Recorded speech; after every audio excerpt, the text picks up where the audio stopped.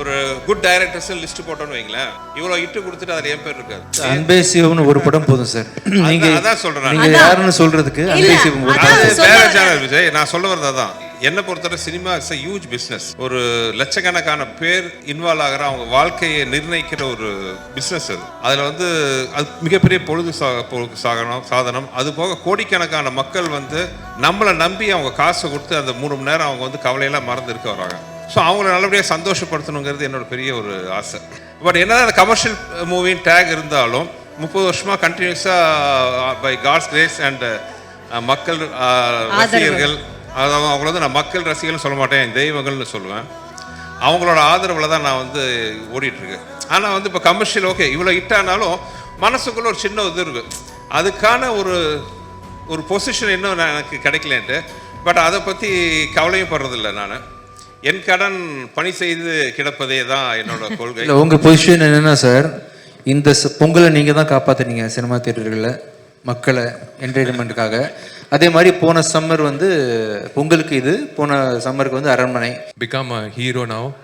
I wish 1 or 2 films, ஒரு maybe Sundar sir காம்பினேஷனில் சந்தானம் வந்து இஃப் ஹி ஆக்சுவலி சந்தானம் வந்து செகண்ட் ஹீரோ நான் சொல்லுவேன் மதகஜராஜாவில். விஷால் ஹீரோனா செகண்ட் ஹீரோ வந்து சந்தானம் தான். ஏன்னா எங்கள் காம்பினேஷன் வந்து இட்ஸ் லைக் ஒரு ஃப்ரெண்டோட நடிக்கும் போது ரொம்ப ஈஸியாக இருக்கும் நடிக்கிறதுக்கு. டார்லிங் இந்த டைலாக் நீ பேசு, இந்த டைலாக் முடிச்சோடனே நான் டக்குன்னு இந்த டைலாக் பேசுகிறேன், ஓகே டார்லிங் பேசிடலான்னு. ஈகோ இல்லாமல் பண்ணுறது வந்து ஒரு பயங்கர கெமிஸ்ட்ரி. சம்டைம்ஸ் ஹீரோயினோட கெமிஸ்ட்ரியை விட கமெடியனோட கெமிஸ்ட்ரி வந்து பயங்கரமாக ஒர்க் அவுட் ஆகும். So yeah, this is a true statement by Tamil Nadu audience. பல படங்களில் வந்து ஒரு தூணாக இருந்து வெற்றி அடைஞ்சிருக்கு. அதுவும் சுந்தர் சி சார் காம்பினேஷனாக சொல்லவே தேவையில்லை. 2 பேருக்கு அந்த சிங்க் இருக்குது பாருங்களேன். காமெடி வந்து பேப்பர்லேயே எழுத தேவையில்லை, அவங்க 2 பேர் பேசினாலே வந்து ஆட்டோமேட்டிக்காக வந்து ஒன்லைனர்ஸ் வந்துடும்.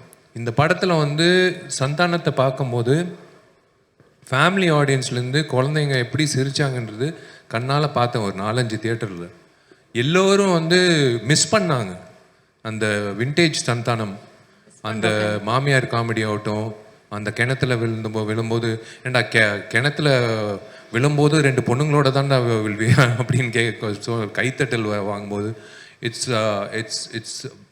It's I think it's my meme. நான் தான் எழுதியிருப்பேன்னு நினைக்கிறேன்.